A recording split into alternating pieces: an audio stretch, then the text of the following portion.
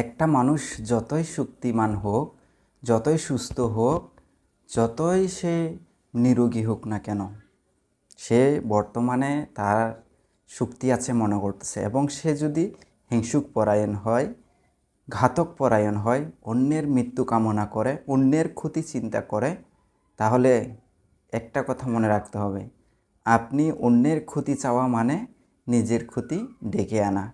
অন্যের মৃত্যু কামনা করা মানে নিজের মৃত্যু ডেকে নিয়ে আসা বা ডেকে আনা। আপনি বুঝতেই পারবেন না যে আসলে আপনার মৃত্যু কতক্ষণে হবে, কখন হবে। আপনি যে অন্যের মৃত্যু কামনা করছেন, অন্যের ক্ষতি চিন্তা করছেন, অন্যের যেই একটা ধ্বংসাত্মক চিন্তা করছেন, কিন্তু আপনার ধ্বংস নিজের মধ্যে হয়ে যাচ্ছে। আপনার যে হিংসা, বিদ্বেষ, কালিমা মনের মধ্যে যেই বিষয়টা উৎপন্ন হয়েছে, আপনি হঠাৎ করে যার মৃত্যু